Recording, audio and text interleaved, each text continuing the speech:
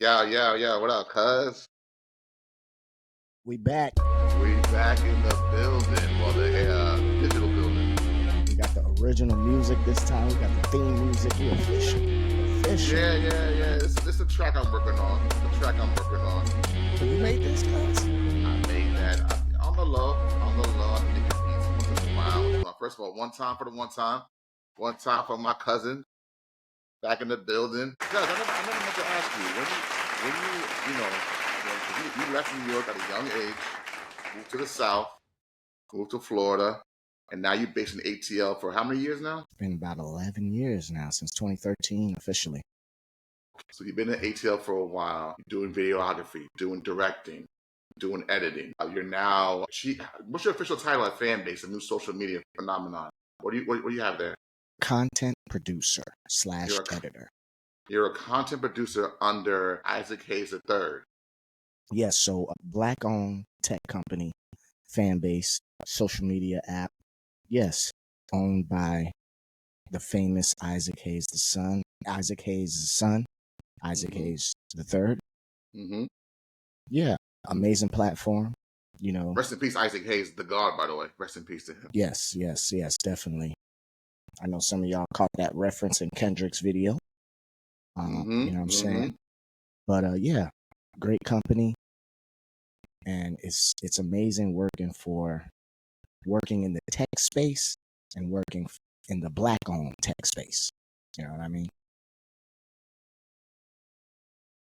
Yes, you are. You're working in black-owned tech. And I know when you first got on for Fanbase, you were very excited. You hit me up. And just for the record, before we get into your tenure right now in Fanbase, you've been on the scene for a while working in media. Like I said, you direct videos.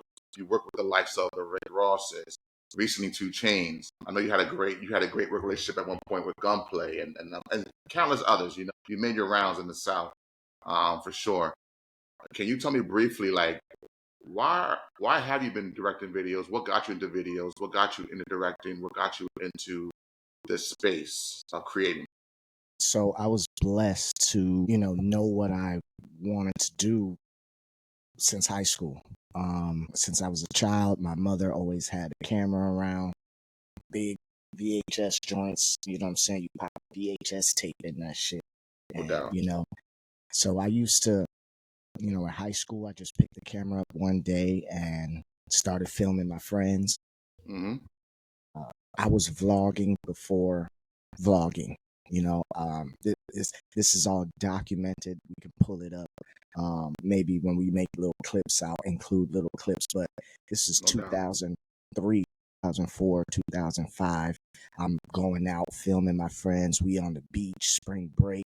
Messing with getting into all types of fun. And I used to be in school editing the projects and just put it on DVD, and me and my friends sit back and watch it. I mean, even before that, in high school, I used to be in the production class. So I used to record people in school doing dances, and I used to edit it with the music video, So for example, Harlem Shake was the thing back then. I used to record people doing the Harlem Shake and mix it in with the Puff Daddy videos, all that, Hold on, the proper Harlem Shake, not the one I saw like 10 years ago with the Miami Heat. Not the new TikTok Harlem Shake. No. The real Harlem Shake, G Dep. You gotta crack your shoulder. Yeah. Special delivery. You know what I'm saying? Delivery, the G Dep shake. Yeah. But yeah, I mean, I was into it since high school, just stuck on it. Obviously, as a young kid watching music videos was definitely an influence. And, I went to school for film. And, as you're getting older, you start thinking about like, hey, how can I make some money from this? Like, I'm gonna start needing some money. So, one thing about me, my father, as you know, my father worked at KFC since I was born, was able to provide for me and my family, my sister, mother. My mom never worked a day in her life. He was able to move his family from, New York. So she never worked while being in America? One day. I'm 38 years old. She never worked one day. Do you know that's a blessing? especially in today's economy, especially, but in Hold general, it, that's hold it. Listen, all this talk about what type of man you want to get, and your man has to make XYZ and 50-50. And my father, my father said, "Hey, you're having a second child. I don't want you to work anymore," and held it down. Working at KFC. I remember those days. Working at, only he never a manager at KFC, not corporate, not literally going in 10-hour, 12-hour days. The hustle and bustle of it. You know what I'm saying? And was able to move his family from New York, a little 2-bedroom apartment in New York, to a nice 3-bedroom home in Florida. You know, He from the Kentucky Fried Chicken era, not the KFC era. He the from the Kentucky Fried, before they had to change their name. See, you smart. the white bag. It was the white bag with the red logo. That era, not Yes, the brown bag yes, today. no, Don't get yes. twisted. I've been on my hold up before we continue. Yeah, hey, I've been on my fitness bag, so I'm out the game. I'm out the fast food game. I'm healed. You know what I'm saying? I had recent health, not complications, but recent health concerns that I'm tooling up. So this is the old me talking about me. It's the old me reference. But yeah, the white bag era, Kentucky Fried Yes, Chicken. yes, So yeah, yes, yes. you were saying So yeah, I mean, he moved you down south to Florida. he moved us down south, and so I bring all that up to say I see how my dad used to go to work every day, and it's not that I never saw him complain about anything, but seeing that growing up, I just said, you know what, I want to do something that makes me happy every day. I don't want to just be stuck at any kind of job just because. So, I really said, hey, I'm gonna try to shoot videos. I'm gonna try to make income from doing what I love to do. You know what I mean? So that's what I No started doubt. doing. Obviously, I'm a big hip hop fan, so that's the genre that I said, hey, I want to start working with different types of artists. So I just started, in college, just started hustle bustle, like you said, hollering at different artists. Yo, let me shoot your video. I was shooting videos for free. We could get into that later. Like, that's what got me working with Ross, shooting videos for free. But yeah, it's been my passion ever since I was young. I asked because I grew up a big music head, of course. I love music. I grew up with a family of a father and grandfather who are musicians. So I've always had music in my blood. It's something that I love to do, love to create on the humble, quietly, but I still do it. But I'm also a big film guy. I've always been to not just actual film and writing and scripts and watching film and following certain directors and their journeys and their visions. Rest in peace to David Lynch, who passed away last week. Great director. But also, I always enjoyed music videos. So growing up, in the '90s in the golden era, I would follow a Paul Hunter video, a Hype Williams video. I'm forgetting people who were such great directors. There's so many. Little X, of course, in the 2000s came in, or X is now he's related as he's referred to. But I was always into seeing people's condensed visions in a 3 minute, 4 minute, 5 minute video. You know what I'm saying?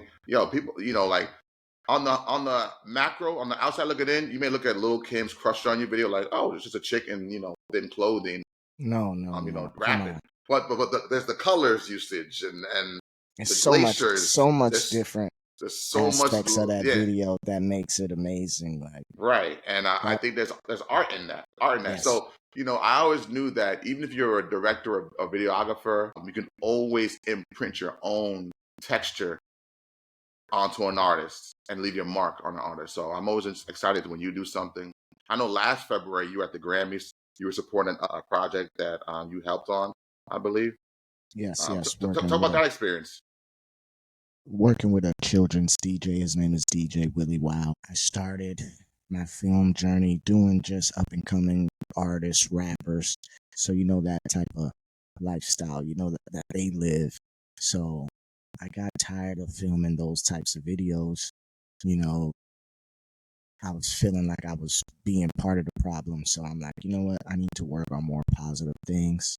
So I linked up with this children's DJ. He makes, educational hip hop music for children.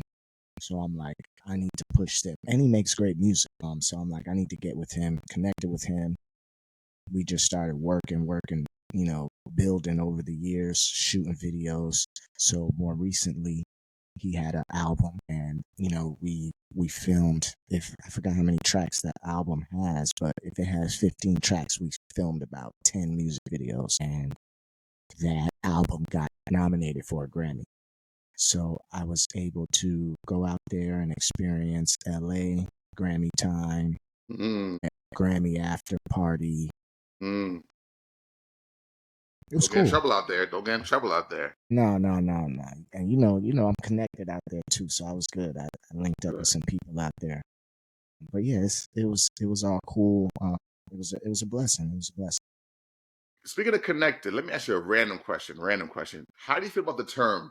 Because you're from a different town. I mean, you are in Atlanta now. I'm here in New York still. How do you feel about the term checking in? You hear cats saying, "Yo, when you in my town, you in my city, check in." How do you feel about that connotation of "Yo, come check in"? Like, what do you feel when you hear that? It depends who you are.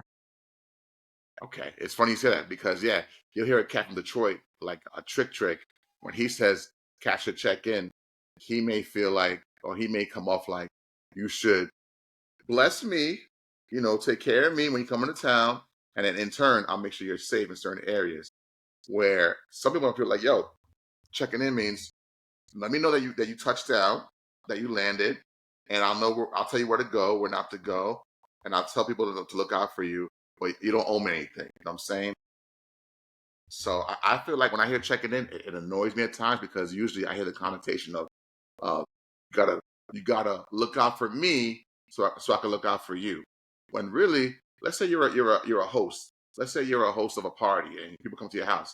You don't have to pay to get into the door. You know what I'm saying? You don't have to. You come to my house because I invited you into my house or because I welcome you with open arms to my house. That don't mean you owe me like $5 to walk in the crib. So I feel like maybe it's courteous in a way to like, if you're coming into somebody's town to show them love with not just actual love, but something like a gift or whatever. But like, I feel like it should be genuine. It shouldn't be forced. You know what I'm saying?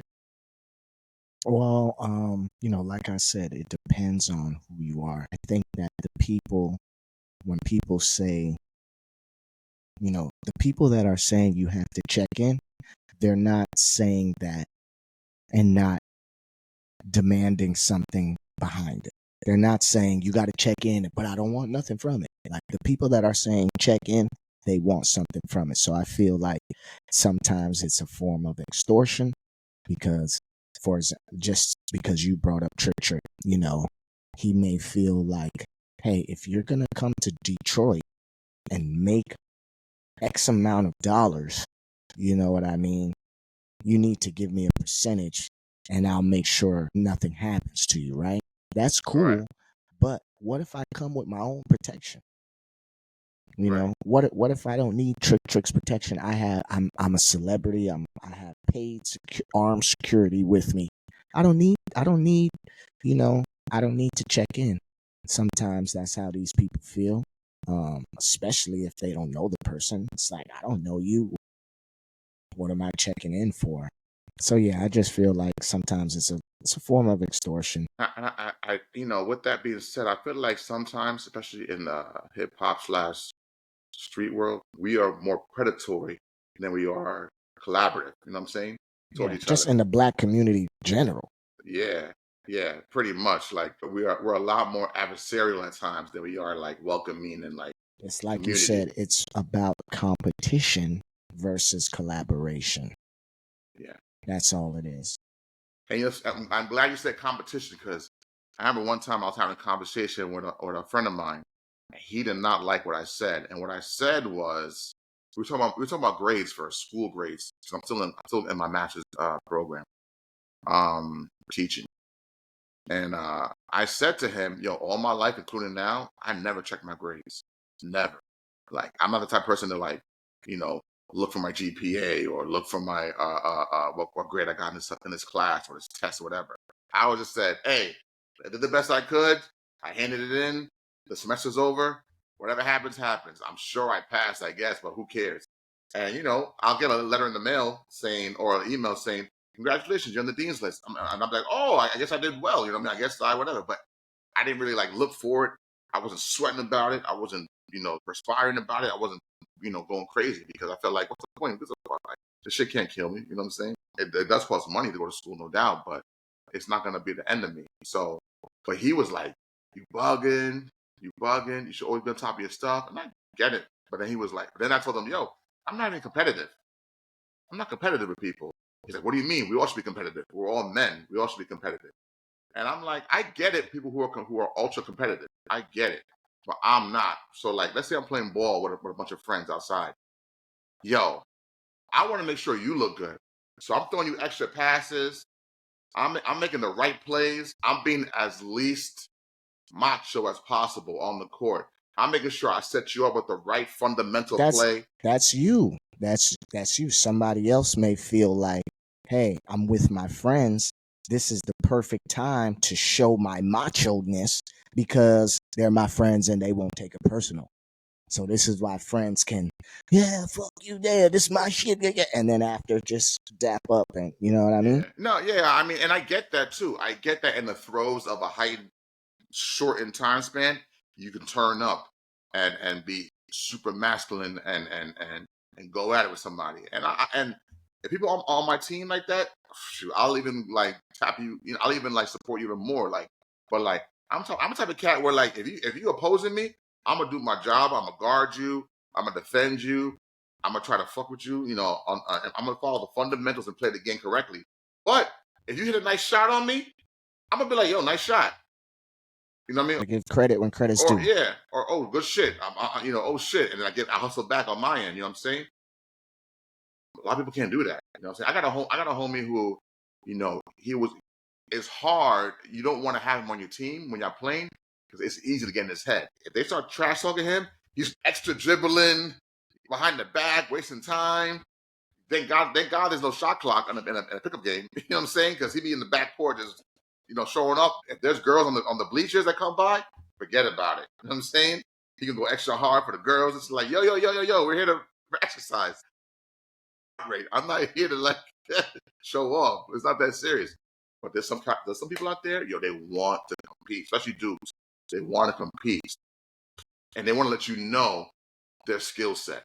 Me personally, I try to be quiet with my skill set.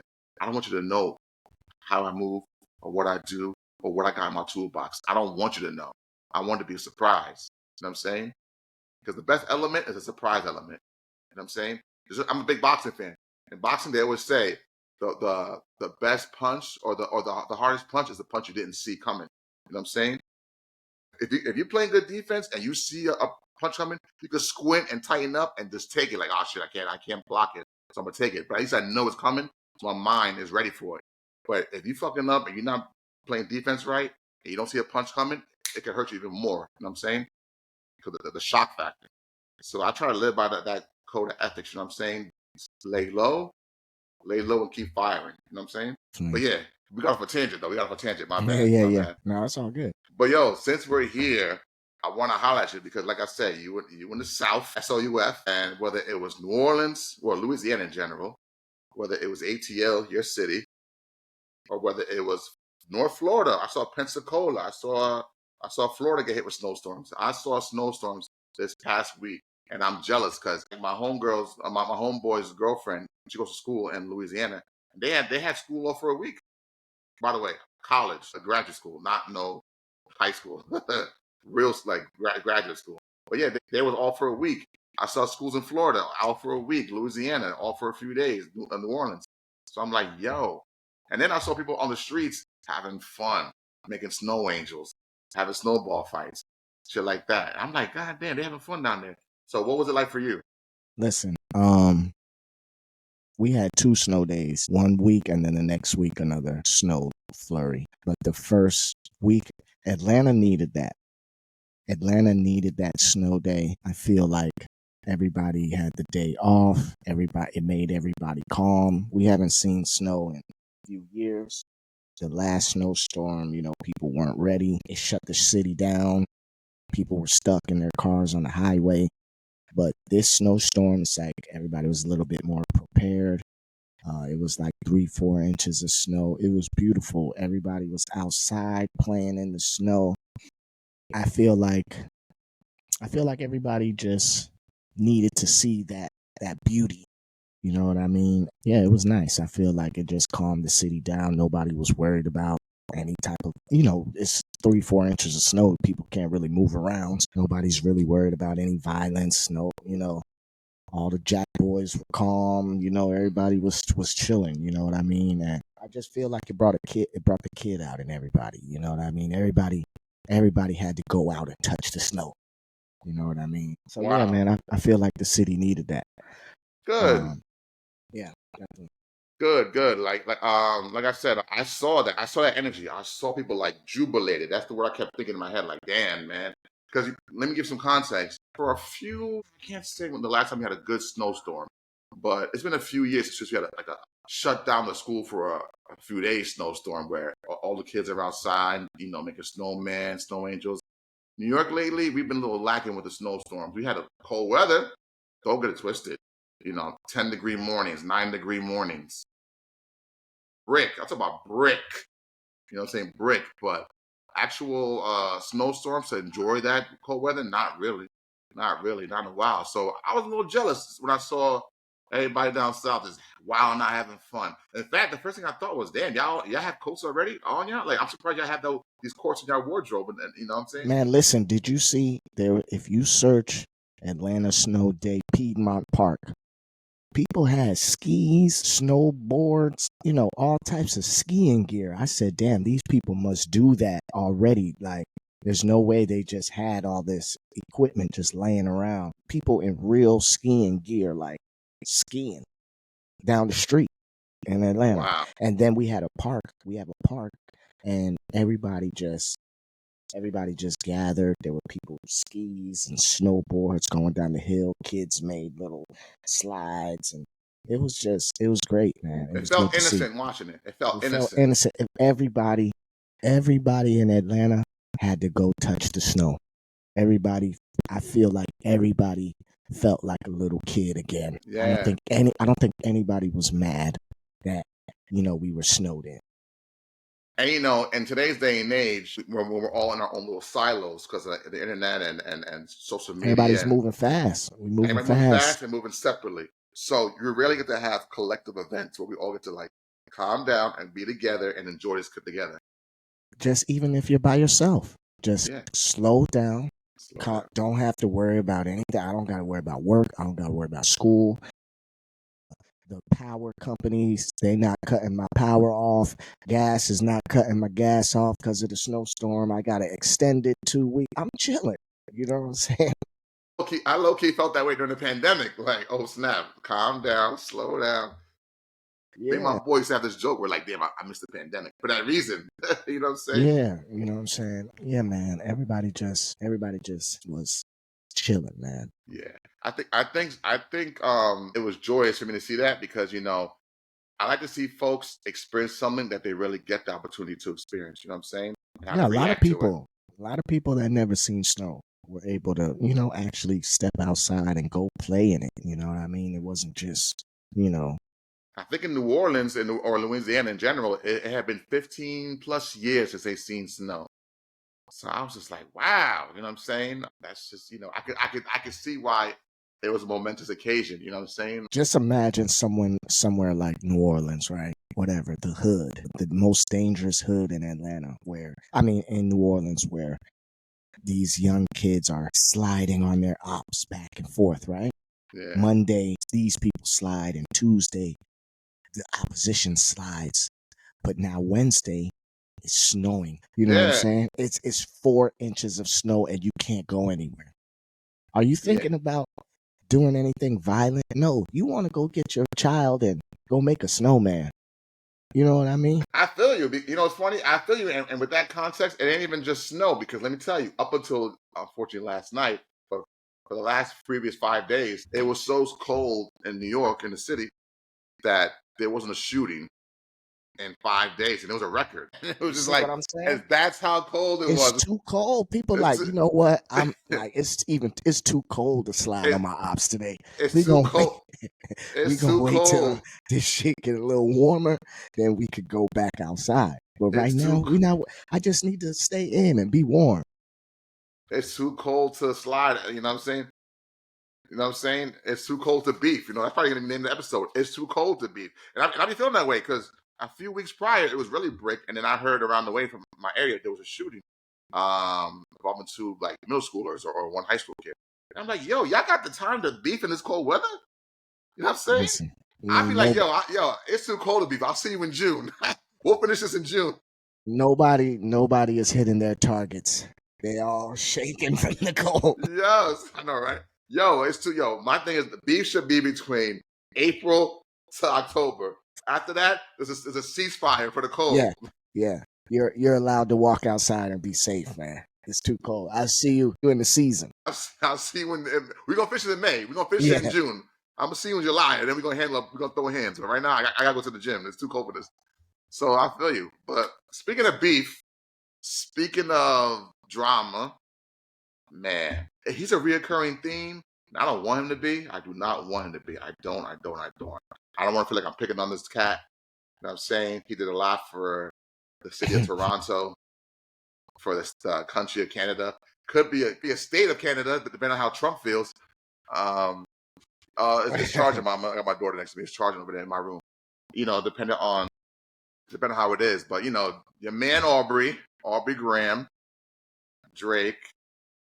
Well, let's go back a little bit. We have an old episode that we put up. I put up recently, but we recorded that back in May, April and May. Just after I saw you when I visited ATL, and you know we all know what happened. There was a big quote unquote beef or battle between Kendrick Lamar and Drake, and seemingly Kendrick's the victor. So it seems. And since then, it seems like Drake hasn't been handling it well. You know what I'm saying? He's dropped records here and there, but they really don't land. And on top of that, now we got lawsuits. First, there's a petition. First, he wanted to petition his UMG, his company, about Not Like Us, the success of it, and was there foul play involved. But now he recently withdrew the petition and now a full-fledged lawsuit against UMG. And he's going to cite that there's defamation involved and that they allow defamation. Let me interrupt you right there. My opinion, if you are, because this is one thing the Drake stands like to say. They say, what did Drake lose? Drake's still the number one streamed artist, right? If Drake is the number one streamed artist, how did Not Like Us defame him? What deals did Drake lose because of Not Like Us? What companies backed out and said, hey, Kendrick said, you guys might be pedophiles. We're going to take our brand deal away, our sponsorship. What Drake is still the number one streamed artist, so they say. Right, So so they say.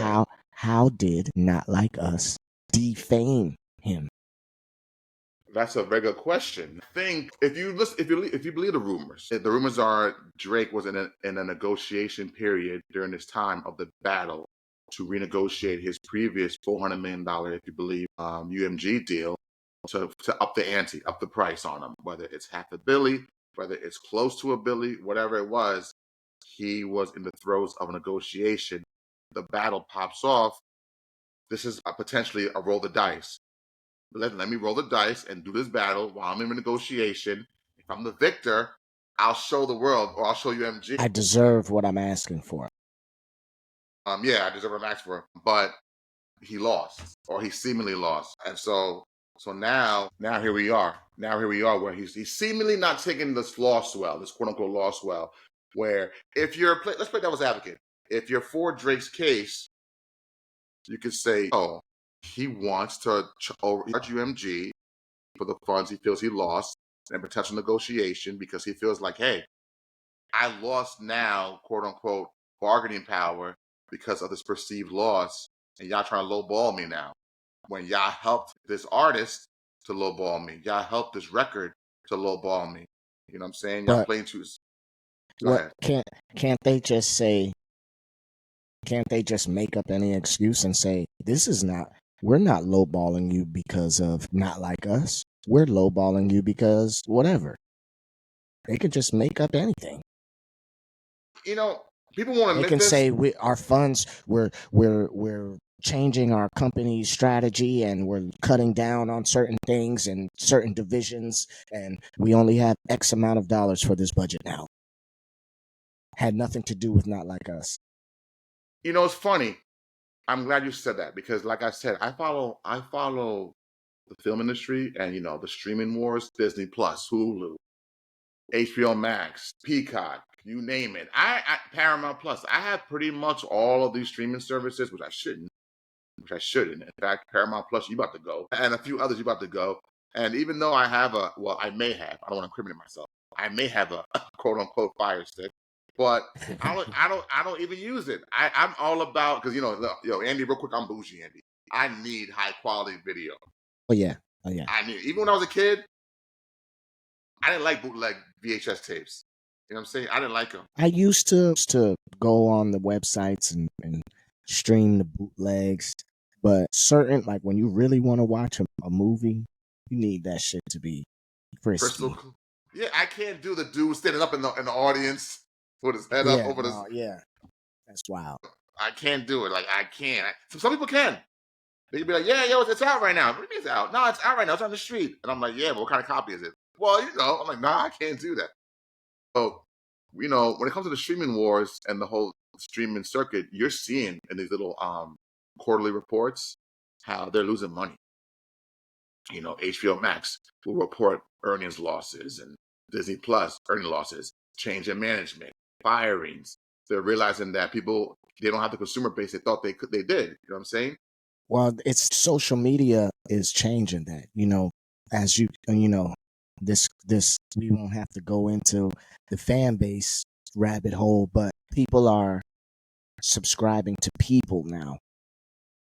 You Right. subscribe to your favorite creator online and you Exactly. watch their content. That's what people do now. Like most of the content we consume now is on our mobile phones.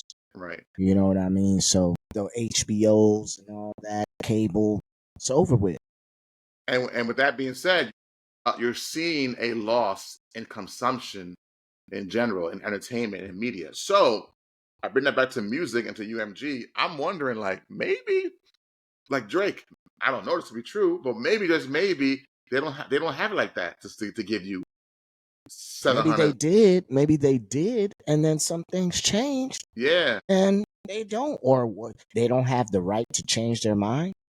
right. That's one. Two. And what if you are Drake, the highest profitable rapper out to them, but overall you're not Adele.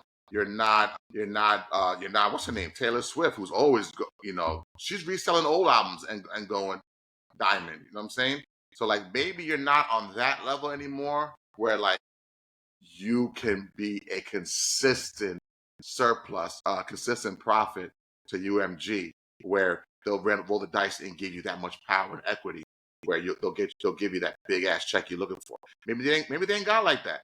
Maybe they're taking the funk with what they do have as far as money. I don't know. But with that being said, the way it seemed like he's handling this with these, Danny, defamation in a rap battle. I never heard that before. I thought rap battles were supposed to defame. You know what I'm saying? On my chest is Biggie Smalls, my favorite MC ever, and in my opinion, the greatest MC to ever live. Yo, Now, he sorry to cut you off. I won't say because I don't want to get fired, but I work with somebody who says people in diss and battle rap, they have never accused each other of crimes. And because Kendrick accused Drake of a crime, that's why. And because Drake accused Kendrick of beating his baby mama, that's why these are a big deal. And that's why both of them could be in trouble and XYZ. And to me, I feel like it's music, it's art, whatever, however you want to spin it. You know what I mean? it's a fair point. It's a fair point. I won't totally dismiss that point. Um, can there be Is there something to say about your name being sullied because you're being accused of a crime? I guess. I mean, um, because I'm referencing old beefs in my head. I mean, Beanie and Jadakiss, they went hard at each other, but I don't know if they were talking about stuff they did crime wise. Yeah, like Jay Z Jay and and Nas, Nas, they just talked about sleeping with each other's baby Ray moms. Moms. I You mean, look like a camel.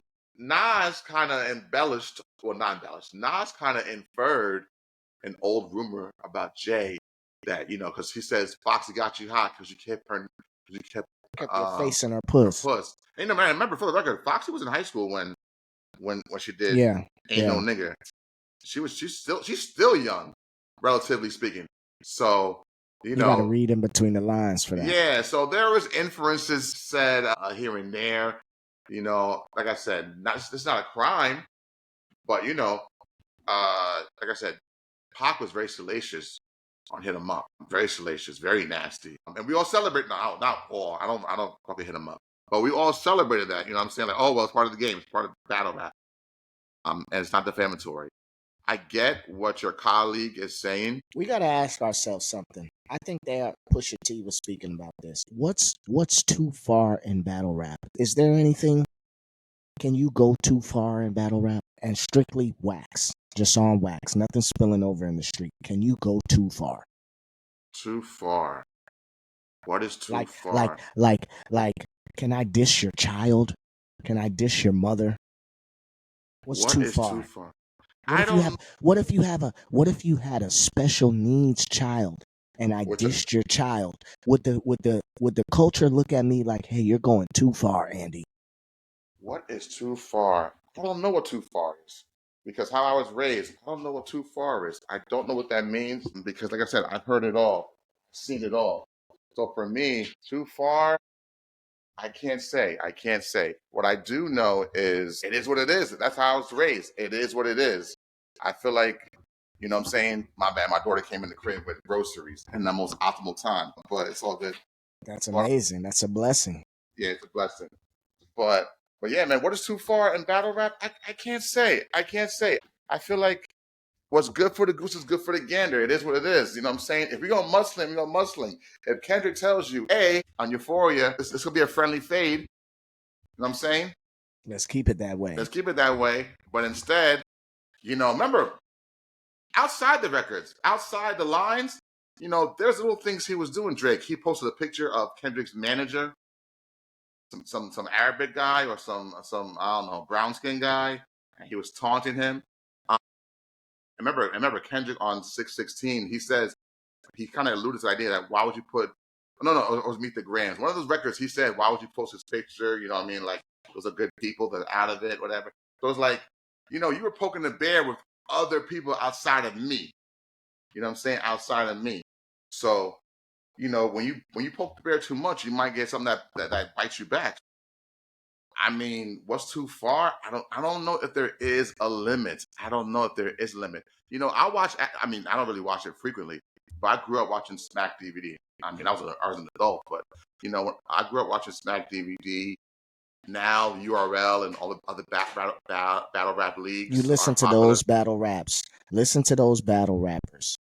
In I their mean, face, wildin'. we have, and he's somebody who I know, who I've worked with before.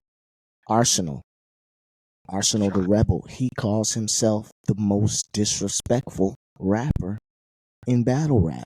Okay, so these people, like you said, in your face, will say, "Hey, I'll take your baby and your lady and put them underground. Now you shady like Slim." Like, you know what I'm saying? I eat turkey with gravy. Yes. Like they will say these things in your face. They'll touch you. You know what I'm saying? They're gonna put their hands on you. Cassidy, I just saw a clip of Cassidy. He said something, ate Rob and like dunked on Arsenal. Like literally put his hand on him and like dunked on him. You know what I mean? Like these people are not only saying words, they putting their hands on you, touching you, getting in your face. They spit is in your face. Yeah, and they had this seemingly. I mean, Matt Hoffa from Brooklyn. He's definitely had times where he's had to he felt like he had to get violent in response. You know what I'm saying? Yeah. But or sometimes he was the aggressor. Usually he was the aggressor, bullying Yeah. people. Yeah. Then he got whooped But by a white boy. yeah, he did. Disaster, I think his name is. But regardless, like usually for the most part, they have an unspoken code of ethics of like we're not gonna wild out too much or we're not gonna get violent. Yeah, because it's the sport. We're here for the sport. The sport of it. I can't do that though. By the way, I can't do that as far as in your face battle rap. I No, no, can't no. do I that. can't. I can't. I get to like if I feel your spit in my face, I don't do that. I don't do that. I'm So gonna get like mad. we might have to have some words outside. Yeah, I'm gonna get mad if I feel your spit in my face. Yeah, No. so I don't have that in me, but I respect those who do. And so go back to Aubrey here. In 2018 or whenever it was, he sat down on the Shop HBO with LeBron, and he was talking about the Pusha T incident. He said to LeBron, "I studied battle rap," but he felt the line about OVO and OVO 40 or whatever was too far, whatever. So I'm like, what? I would ask him. You always have issues with people who respond to you. What is your So threshold? like I think Jada responded to that, or Styles responded to that. Like, this is war. This is Right. war. You can't send a shot at me and then be mad when I come back and shoot your whole crib up. Yeah. This is I what think 50 Cent said that. 50 Cent said people always hear the gunshot but never see the slap. this is war. And in war, anything goes. Anything goes until you lay down. You know what So I'm saying? but let me ask you a question though. So a little separate from Aubrey. Because like I said, it's nasty that he's suing. It looks I think I'm calling it right now. If Drake is I don't know all the technicals of what exactly he's suing for, but if he's suing for defamation, he loses that case. I'm that's what I'm telling that's y'all what I'm, right. that's what I'm hearing. That's what I'm hearing. He loses that case, and listen, I haven't read the whole 81 Yeah, I haven't page, read it either. But but if the main case is defamation, how did UMG's promotion of the song defame you? right, Somebody tell me. and on top of that, he has. I've seen some of the documents, weak cases within it. Like he name dropped actual streamers and reactors. People on YouTube who comment on songs, react to songs, and promote songs, and he gets at them. He gets at them and says that they were colluded with the UMG. I'm like, come on, bro. Like, come on, man. Like they reacted to your songs too. They were. Listen, Drake is not recovering from this. I'm calling it right now.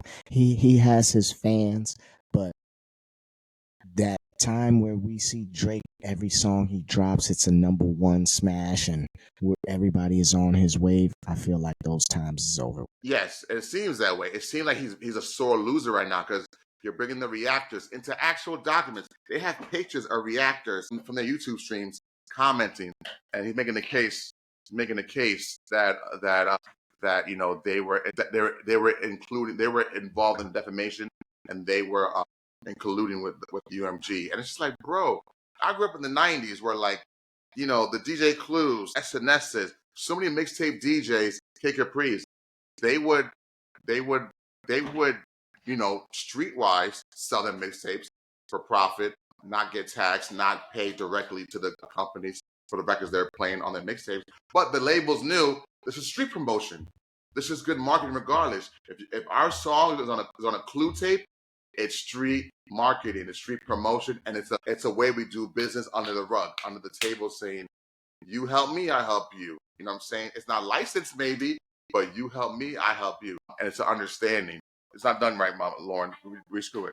My thing is like, dude, you're nitpicking at the poor old reactors who are at home just commenting on you and me too. Kai Cenat, he got a text from Drake when Fairly Matters dropped. And Drake said, stay on stream, which means stay online so you can react to this song I just dropped because it's going to be the death blow. It's going to be the nuclear bomb. So you had with arrogance a thought that you had it made, you had everything on your side, and you're about to win and end it, and then Not Like Us came out. We'll meet the Grams first, and then Not Like Us came out. So it's like you are being a sore loser, and you're dragging other people's names in lawsuits to whine about how you lost, and you can't accept the L. So I asked you, how do you take a loss, and why are some of us sore losers? You know what I'm saying? But how do you take a loss when you experience a loss in your life? How do you take it?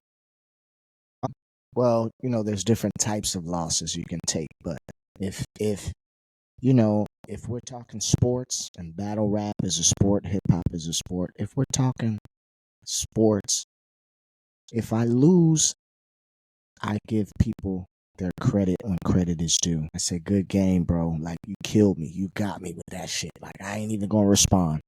Like, you won.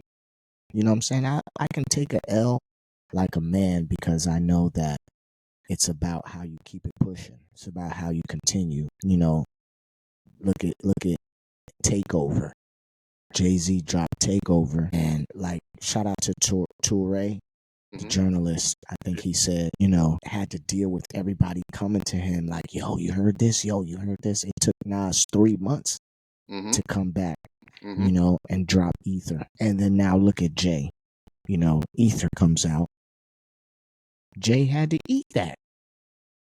You know what I mean? Jay, like, how do you take a L? You say, all right, man, like, you got it. I mean, at this time, he didn't tell Nas, like, yo, good job, you got it. But that's it. You let society say what it says, and then you come back.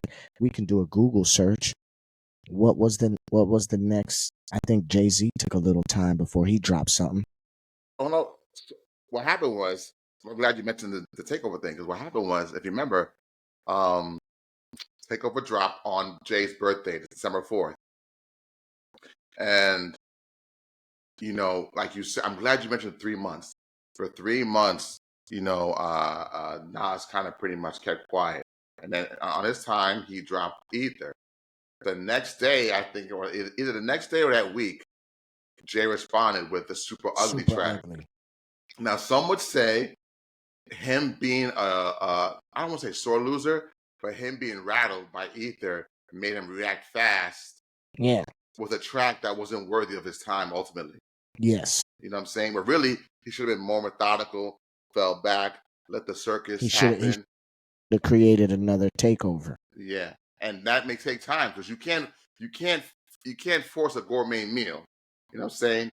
And Super Ugly was fast food, if that. You know what I'm saying? In fact, Super Ugly it's like one of those gas station hot dogs that you see on the highway. You don't want to eat that. That's a waste of your time. You know what I'm saying? However you feel about Ether, because in my opinion, I like Takeover more as a record. But however you feel about Ether, it was still done well enough where it was able to convince the masses this is the record, this is the response, and Nas is that dude. And what did Hot 97 do? They with Jay's quick arrogance and being rattled, they ended up doing a poll, not with Takeover and Ether, but with Ether and Super Ugly. Super Ugly. And then, I've learned a long time ago, when the fact becomes legend, print the fact. So in other words, sometimes, what's the true details isn't as highlighted as is what is the legend. And the legend was Nas wins on Hot 97 voting over Jay. So Nas is the victor. But people forget, no, well, it was Super Ugly versus Ether, not Takeover versus Ether. So it's like, Jay, your arrogance and you're quick to respond because you were upset, it forced a narrative that wasn't to your benefit overall. You know what I'm saying? Sometimes it's better to just fall back, lay low, and then respond properly when the time comes. You know what I'm saying? Drake should have took his L like a man. Drake should have, if Drake would have said, like, for example, if Drake would have dropped a video of himself crip walking to the song, dancing, and been like, yo, you got it. This is a banger. You got it. Lessen the blow. Like, anything he did after that, people would have respected it and say, okay, Drake took his L like a man. Now I can listen to your music. You got me. You got me. But now, when people listen to Drake's music, all they're going to think about is lawsuit. lawsuit. You sued a man over a song. Like, yeah, people gonna say it's bigger than that, but you're suing because you lost. So how do you take a L? You take it like a man, you take it on the chin, you tell your opponent, good job. You got me. I lost. If you want to rematch, we could rematch. And that's it. Yo, You live to fight another day. But right. we all know in this culture, black culture, hip hop culture, you don't, Especially with the males. especially with males, we don't mix with police or with the law in general. Like, you don't bring the law into certain shit. And, when we go in song for song, come on. When you're saying I beat my wife and the kid's not mine. You're saying that my manager, my film director, impregnated my wife, Yeah, my baby mother. if we mudslinging, we mudslinging. You know what I'm saying? We mudslinging. What's the problem? So that's a sore loser, and I feel like I grew up with someone, a cousin of mine back in the day, uh, on the other side of the family. When we were kids, if we were playing Madden or NBA Live, and I was whooping that ass, he would pull the cord or hit reset button, on the Nintendo, Super Nintendo, or whatever. I'm like, yo, you can't do that. You gotta like take the L, wait till the final buzzer. You know what I'm saying? Oh no, I'm out. I'm like, yo, you can't do that. There's something to say about grace in defeat. You know what I'm saying? That'll bring you even more class and more respect to your community, to your audience. But if you can't handle a loss, then bro, that reputation will follow you, and it may hurt you. You know what I'm saying? Yo, I got a coworker, a young homie. He's only 24 years old, and so he grew up off of this era of the Drakes, the Coles, the Kendricks. And he tells me, he's like, yo, I grew up a Drake fanatic. I feel weird hearing his music now. I don't play it no more like that. I'm telling you that Drake's music is not gonna hit the same anymore. We'll bob our head to it and all that, but the first thing most people are gonna think of is, damn, how could you sue a nigga over a song? Yeah. Come on, bro. Like, you played yourself off the It's silly. streets, off the charts. You played yourself, my brother. Who are you Well, yeah. gonna, like? It doesn't matter what you say. Even look at the record that he released. And that's my thing with Drake too. Say it with your chest. You always wanna, like, this. Here's a leaked track from my hard drive that 40 had. But it's all current rhymes. It started that way. Remember when the push-ups thing happened? It was a leaked AI almost. We didn't know for sure. It wasn't a Yeah, presentation. he didn't. Because he's wanna see what the people are gonna say about it first. Let me see how the people are gonna react to it. And if you notice, we don't know these people personally, but slimy people, they always backdoor their way into the conversation. Yeah, Slimy people, they never like confront shit head on. Slimy people, they do shit behind yeah, closed doors, yeah. Subliminals. subliminals, or like sometimes whenever you discover a thief, it's not because they admitted, oh, I stole something, my bad. It's like you find out in a grimy, nasty way. Like, damn, you doing that kind of shit, dirt. You know what I'm saying? So people aren't confident in their presentation because they're just naturally slimy. But like you said, sore losing. It's a problem. It's pervasive in our culture, and we gotta do better. And this is a prime example of like, don't do this. Don't spiral like this because all it will do is make your loss look more glaring and bigger. This situation should have died out in September, to be honest. You know what I'm saying? I mean, if we, not like us, did more physical damage in the streets than it did to Drake to defame his career.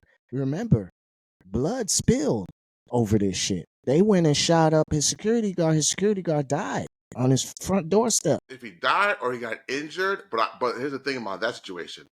When that Somebody happened, died, I believe. Let me Google it.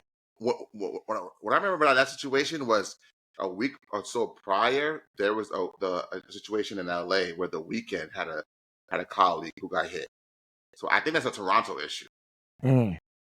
Yeah, I think that's a Toronto issue. Yeah, yeah. I think that's all Toronto. But that's another thing too. I'm glad you mentioned that, the violence aspect, because there's a dude from Toronto. His name is Top Five. He's a Mm-hmm. quote unquote The tough guy. goon. Yeah, the goon, and he's online saying, "Oh, he Okay, pays he my was wounded. He was wounded. yeah, He he didn't wanted." die. I'm sorry. Top Five is saying like, he, Drake got the bail money ready for me. He paid my bail, he paid my lawyer fees, and we're looking for Kendrick when he comes to Toronto, and we're gonna hurt him, whatever.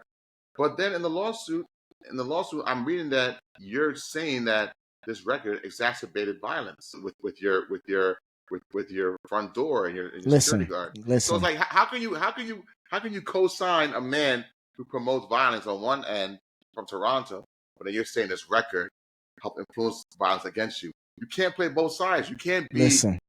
mob ties and a choir boy.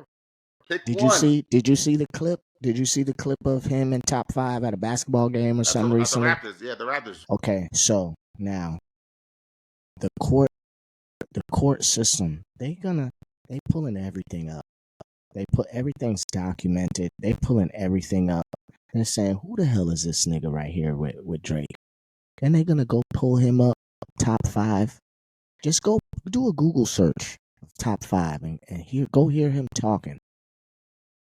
He's gonna talk about shootings. He's gonna talk about how he just pistol whipped in it, how they robbed a nigga, how they got bricks. He's doing all this shit on the internet. And Drake, you're putting this man right beside you. You know what I'm Right. saying? It's not bad. It's not a good look for business. It's not a No. good look for business. It's not a good look for your case. You have somebody promoting, yeah, Drake, he gonna do this and he's gonna move around safe because we gonna protect him and XYZ. Y'all niggas ain't armed security. Y'all is just, you know what I'm saying? Y'all is hot boys out there on the streets. Like, so you got them people around you, Drake. So what side are we playing? You hang around five bums, you're bound to be the sixth. You know what I'm saying? And well, he has to You realize put that. street niggas around you, expect street shit to come. Yeah, exactly. So that's how I feel about sore losers in general, not just him, but in general. Like, yo, we have to learn to take L's better. You know what I'm saying? Like just because you took an L, you know, fight somebody doesn't mean you got to go back for the gun. You know what I'm saying? Like, Some people, but that's the thing, and not to be on this topic forever. I believe we spoke about this a while ago. Some people feel like they can't take the embarrassment. That's why these young niggas is killing each other every day. They don't like to be embarrassed. You know what I'm saying? So right, you right. you They can't take it. They can't take embarrassment. You're right. You're right. so you if you you know you beat me up, but it was in school and everybody saw. My friends, the girl that I like, everybody saw. I have to retaliate, and you just whoop my ass, so I can't fight you. I gotta go get a knife. I gotta go get a gun, and I gotta show people that I retaliated, because that's gonna boost my ego. And so some people can't lose. And Drake, you sent me a clip of somebody talking about praise, Most Def talking Yeah. about praise. So AKA Yasin Bey. Drake is used to the praise and has been used to the praise for years. So the second that he starts seeing someone else get more praise, can't take it.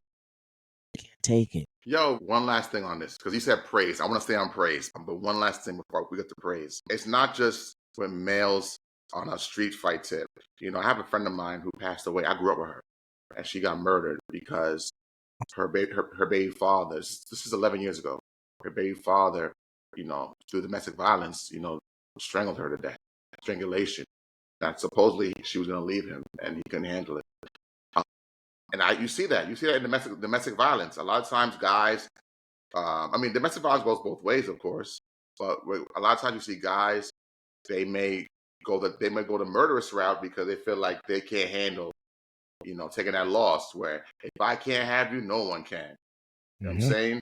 And then and femicide is big in Latin America. You see it in Ecuador, you see it in South America, Central America, where women are getting murdered and dying by the thousands because their men can't handle their perceived loss in their head. You know what I'm saying? Their perceived whatever a loss is, because a lot of this goes back to macho shit. Machismo, macho shit. I'm a man, and you can't punk me, you can't play me. And to them, taking a loss is more dire than fucking their freedom, than their future. You know what I'm saying? And they'll risk it all just to satisfy that urge of their lick back, their get back. Listen, I understand it was nasty what Fulio was doing. I get it. It's nasty when all these rappers be doing their mocking grave sites. We just saw in Philadelphia, a high school kid got murdered in Philadelphia, a basketball player, because he had He the did the highest, song. yeah, Did the song he had the highest SATs in his class, mind you, from what I understand. But he mocked somebody who died, and they got back at him a day later. You know what I'm in saying? front of his mother, I believe. In front of his mother. We've seen it with the whole Memphis wars, back and forth, back and forth. You know what I'm saying? Yo, it's sad to see Gotti and his brother leaving a funeral, and then you're in the funeral limo with your mother, and you get shot up in the limo in front of your mother. This shit is not cool. Someone has to step up and say, yo, we're bugging here. We're bugging. We're losing. We're both losing too many people, and at what cost? You know what I'm saying? Where is the checking of our egos? You know what I'm saying? So, whether it's domestic violence situations, whether it's interpersonal beef in the street situation, no matter what it is, someone needs to check their cool and check their ego and say, enough's enough. I got to grapple with my own loss or my perceived loss and learn to deal with it. But I want to get the praise. You said praise. I want to, and I'm glad you mentioned Yassine Bey for and that praise quote where basically he said, I can't pull it up right now because for some reason with Riverside, it's not Riverside, it's the MacBook. I didn't set it up yet where I could share screen an audio, so I'll do it for the next episode. But basically, yeah, he was talking about what you mentioned, how praise can be blinding. You know what I'm saying? I'm gonna paraphrase his words, but if you get too much praise, it could blind the reality of what's really going on around you, the L's you're taking, the losses you're taking, and what's real reality. I see this a lot with young athletes who are in high school, going to college, or college to the pros, where all their life they've been capitulated to. You're the shit. You're that dude. You're the man. And then they realize later on, oh snap, I'm not doing as well, or oh snap, I'm bugging and I look bratty, whatever. And the reason why I want to bring up young athletes is because I'm thinking about this cat named Jalen Hurts. He just won the Heisman Trophy a few months ago. I think his name was Jalen Hurts. I don't know if you followed the story lately, where recently, his girl? with his girl. What's the cat's name? I want to say, I think that's his name. Yeah. Oh no, I'm sorry. No, it's Travis Hunter. Travis Hunter. Yes, Travis Hunter. Now, Travis Hunter recently won the Heisman Trophy, so congratulations to him. And there was a little bit of controversy. We're doing a bit much, but what it was is his girl, his lady, that he's proudly and boldly is with. There's some things here and there about her. She didn't stand up for him when he won. She's been shown to have video. That clip where she was like, "So you want me to just sit here?" Right. She was being a little bratty, I guess you could say. Mind you, these could be out of context clips where we don't know what is going on. We see 2 seconds or something. Yeah, we don't know what her day was like that day. You know what I'm saying? We don't. So I want to ask you, because I had a conversation earlier about this. Do you think, because he's been defending his lady, yo, that's my lady, whatever. And some people feel like, dog, leave her, move on. You about to go to the pros. And, there'll be a wealth of women around you to dive into. Let me ask you, do you feel like dudes, whether you're in a successful entertainment world, athletic world, or just average Joes, you and me, do you feel like if we have something good young and early, something that you feel confident in as a woman or whatever your preference is, do you feel like you should stay with that person, or you should say, all right, let me at least sow my oats and move on and wild out before I tie myself down? I feel like if you meet somebody in high school and you've been with this person for a few years, you guys are together through college, and then you hit the NFL, if you were with that person before the money, you need to stay with that person. That person loved you before you were the superstar. Then when you become the superstar, you got to worry about, hey, do these women really love me, or is it because of my money? You know what I mean? But I do see the other side of, you're going to be exposed to a whole different lifestyle. You're going to travel. You're going to meet new people. You know what I mean? So I do understand, giving yourself time before you lock in. But some people lock in early. Some people, you know what I'm saying? So should I leave you? Should I leave? We've been together since high school. Should I leave you just because I'm gonna go to the NFL and see a whole bunch of new bitches and all that? Like, no. Right, right. I mean, yes, you should have some poise if you're dating somebody from high school or college, especially if you're like, like I said, you're about to come to success. You should have some poise before you lock it in with them. But yo, if you go into blindly in the single life, into the pros or whatever, or just like whatever, you're gonna find a wealth of women or men, depending on who you are, and you don't know them for sure, for sure. So like you said, Andy, you know the high school sweetheart you have. You know the person that you built something with from ground up, and they know all your intimate vulnerabilities, details, etc. And there's a bond and trust there. Um, but this is unknown of sea of women out there or people out there where you don't know ultimately their motivations, and it'll take a while to build that trust, that foundation.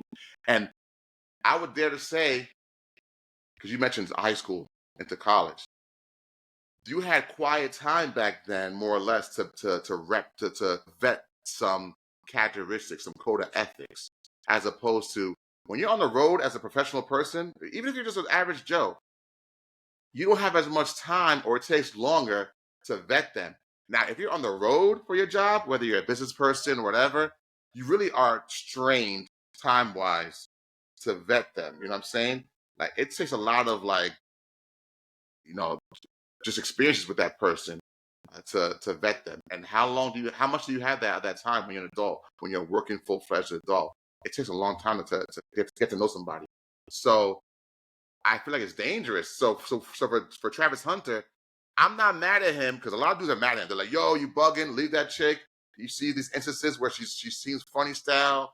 You know what I'm saying? Leave But I her. think all that, like, they pulled up, she was in somebody else's music video. She wasn't someone else's music video, Sh sure. I think But they what? But pulled hold up on. some. But Andy, what woman? Yo. But man, gotta real quick because hear that thought. For what woman in a male ego's mind? What woman is untainted? You know what I'm saying? Every That's what woman. I'm saying. Listen, that's what I'm going at.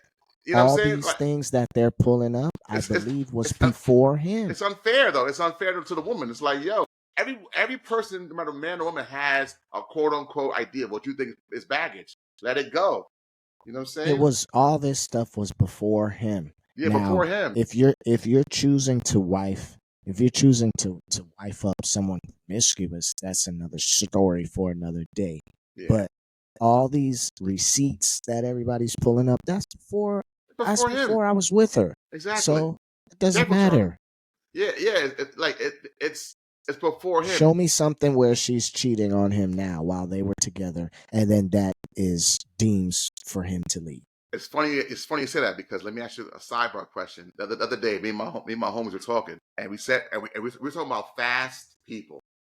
It was men and women talking. We're talking about hustlers, and not street hustlers necessarily, but just hustlers. And we were asking each other, could you date a exotic dancer or former exotic dancer? Now you're in Atlanta, Yes, so the culture is yes, even more. I can.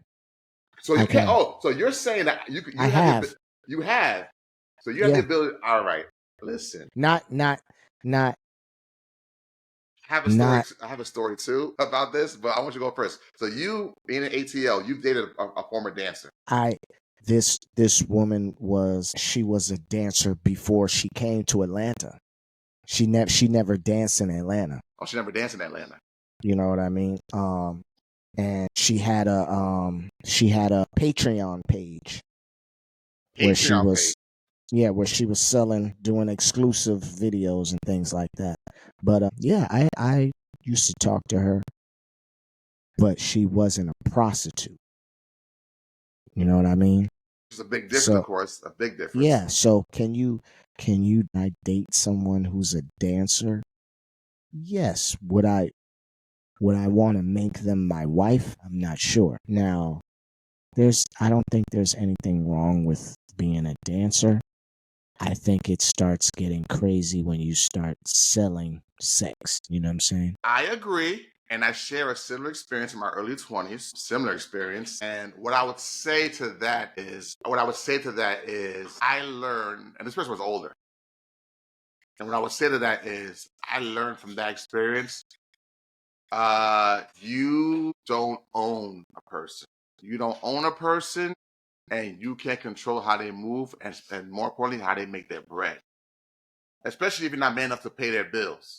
You brought up your father earlier. Your father held it down. KFC. Your mom never worked a day job pretty much in America for 40 plus years because your father said, I'm going to hold it down as a manager. And he provided. You know what I'm saying? So he was able to maybe, in effect, institute a sort of leadership and culture in the household, not controlling of any sense, but just a culture. You know what I'm saying? And I'm sure your mom was appreciative of that. But like I learned that like, yo, you know, you don't own people, especially as men, you don't own women. So it's like, but the reason why we had that conversation is because, we were talking about our insecurities. Can you handle someone who's a hustler in the fast life, making fast money in person with other people, interacting with them, and sometimes them having to quote unquote sell themselves to make that bread. I'm not saying selling your bodies, but just selling a lifestyle. Because your dancer might have to sit on somebody's lap and really like embellish how they feel about their quote unquote John. And as a man, if you're there at that moment watching from a third person perspective, you may be like, oh my God, like I can't see this. Oh my God, I can't think about this. Yo, there's people out there who can't handle their woman in the entertainment industry as a reporter. Because they feel like, oh my. Can you believe that there are some men who that turns them on? They'll sit in the strip club and watch they girl dance with the other niggas and just that turns them on. Not me, but Yeah, they're called white men. I'm playing. I'm playing. Shout out to my white dudes. I'm playing. But yeah, you're right. There are people like that. They are. Yeah. crazy. Yeah, some of them are even called cucks when they go to the extra length. But that's a whole other story. But nah, so that was a conversation that we had earlier this week, me and a few friends, and I said that happened to me once when I was early. Because when you're in your early 20s, you'll do whatever. You jump off a plane. I have a friend of mine, my boy. Shout out to my boy TJ. He lives in Atlanta now. He's been there for like at least 10, 11, 12 years, and he used to tell me back in the day, since we were kids, he would say, Mike, sometimes I do shit just to have a story to tell. You know what I'm saying? Sometimes I have an experience, just to have a story to tell. Just so I could relate back to you what was this like and what happened. You know what I'm saying? No matter what was going on, no matter how great the stakes were. You know what I'm saying? And I get that, you know what I'm saying? Like, I get the idea that sometimes you gotta live life. You know what I'm saying? Just to revert back and tell your homies or to tell your nephews or whatever. I did this, so you ain't got to. You know what I'm saying? This is how you navigate, whatever. So I think, as long as you have a strong resolve in yourself as a man, you should be able to like embrace someone who's a dancer in that world. But back to Travis Hunter, I feel like I said Jalen Hurts. He's a quarterback. Travis Hunter. I feel like as long as he's comfortable with the lady he has now, like mind your business. You know what I'm saying? Mind your business. Now, I'm not saying you shouldn't register any red flag, but a red flag is only what's relative to you. You know what I'm saying? We all create our own red flags. It's not universal. You know what I'm saying? Unless you're a thief. You know what I'm saying? Or some shit. This is the internet, man. This is the World Wide Web. You got to be careful with what goes out. You got to know the culture. You got to know what goes on. If you are some type of icon, influencer, somebody, and you got somebody standing to the left of you, people are going to go do their research to figure out who that person is. So you got to be careful. Yeah. We're at 80 minutes in, so it's almost a wrap. But let me ask a question. You were very spirited when the Cam and Jim shit popped off. Do you have any thoughts about friendship wise about that scenario? Yeah, I mean, I know when we were in our DMs, my tone was kind of like Cam didn't do anything wrong. But now that they've said what they said, he went on Justin. First of all, I feel like Justin LeBoy, like you just using Jim as a clout chaser. You just, getting him to speak on that. We don't know if Jim wanted to speak on that or whatever. But anyway, Yo, after I'm glad you mentioned Justin LeBoy. This whole Justin LeBoy culture where dudes I and don't ladies, like it. I don't like it either. I don't know what I don't know when I don't know when It's young incel, woe was me quotes that people post. I'm like, what's the big deal? What he's saying? He'll say stuff like, I don't like girls who wear curls with diamonds no, and he pearls. And women, yeah, he be men and women crazy. will quote this shit like it's documented, like it's Shakespeare. He says a lot of things that people really think and wouldn't say, but like I don't mean to even go deep into that, but like who I feel like there's a higher power pumping out these types of memes and getting all of us to think one way or XYZ. But anyway, back to the point. I feel like it's corny for Cam to all of a sudden now you want to say Jim Jones is not from Harlem. You know what I'm saying? Enough Man, of Harlem. he's been standing next to you saying Harlem, you know, and you never said nothing about it. You know what I mean? I think I saw this on Math Hoffa, but it made a great point. Go back to Horse and Carriage. Listen to it. You know, when he got cash, I said, me too. When he got ass, I was like, me too. Like, he's talking about Jim. You Yeah. know what I mean? And, what is that saying? If you read between the lines, it's like, I want to be like my big brother. You know what I'm saying? When he got some cash, I said, me too. Like, so now all of a sudden, he was just a cornball. He was the nigga that you just used his crib to smash bitches. Like, come on, bro. Like, Right. I don't know. I don't know I don't know what happened between them. Well, you brought up a point. I'm glad you mentioned the whole Me Too thing and the idea that you know now that things gotten shaky between them, he's downing Jim. He's downing Jim. He's getting at Jim. He's belittling Jim. So when I ask you, what I want to ask you is, how do you handle a friendship breakup? Because my thing is like, yo, just because we splitting up doesn't mean I gotta like belittle you in the process. You know what I'm saying? Like, if we were separate ways, Yeah, just because we're not friends doesn't mean we're enemies. or I gotta air your dirty laundry out saying you got jumped on this street and yada yada yada. It's like, dude, like we could amicably shake hands, like, yo, let's just split up and move our separate ways. I don't have to denigrate your reputation in the process. So let me ask you, how do you handle a friendship breakup? Me, I'm different. I'm a little bit colder. I knew from a young age that friends are not going to last forever. So I always knew from a young age, I always knew, put people in certain boxes. I knew who my real friends were, people who could come over and my mom know who they are. And, they open the door for them. I could go to their house and do the same thing. Their parents know who I am, So I always had a small circle of friends. Anybody who I fell out with, you just have to let it go. When you understand people are not going to be in your life forever and there's people in your life for seasons and reasons, then you let it go. There's nothing you could do. Especially when you're not in the wrong, you didn't do anything to that person. I You agree. just you continue living life, and what I'm saying, you wish that person the best. That's it. I feel the same way. I feel like people are in your life for seasons. Nothing lasts forever. I feel like that's okay, by the way. That's okay. There's people who I'm fond of that I haven't seen since '07, '06, '99 even. But I know I wish them well in my brain. I even mentally probably pray for them in some way. And I cherish the good times we had. You know what I'm saying? And I don't try to have resentment towards the if not even a fallout, just just slowly gradual transition. You know what I'm saying?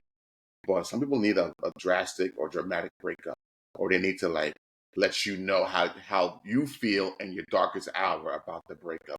And I feel like it goes back to what we said about egos, man. Egos are driving our worst vices, our worst demons, especially as dudes.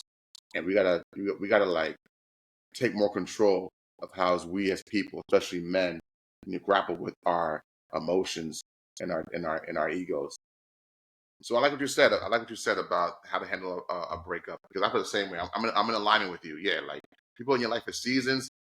Keep it tight, keep it close, and focus on what matters to you the most. There is one last thing I want to talk to you about, but I'm gonna have to save that until next time because it's Yeah, let's fresh. do it. Let's do it next. Let's do it next time. We I got the setup, so I'm ready. Whenever yeah, you know what I'm yeah. saying, I I'm good mean, to go. I mean, listen. Sometime soon, we might link up with another cousin who I'll tell you about. He hit me up this morning, and he wants to connect. He told me he wants to connect tonight, even after work. So we'll talk about that after hours through text. Um, but in the meantime, this is the break room, and the reason why I called the break room because we pump the brakes, stop, and pay attention. You know what I'm saying? Stop, look, and listen. So thank you for joining the break room. Thank you for joining us. We'll be back in the near future. Anything you want to say before we go? Anything you want to plug in or? So, man, tune in, like, subscribe. We on the break room, man. Hottest conversations. Right, right. And let you know, Andy, with the break room with this feed, it's gonna be ever flowing and ever present. So what I mean by that is you might see me and Andy chop it up. I got a homegirl of mine, she's very political, she's from Maryland.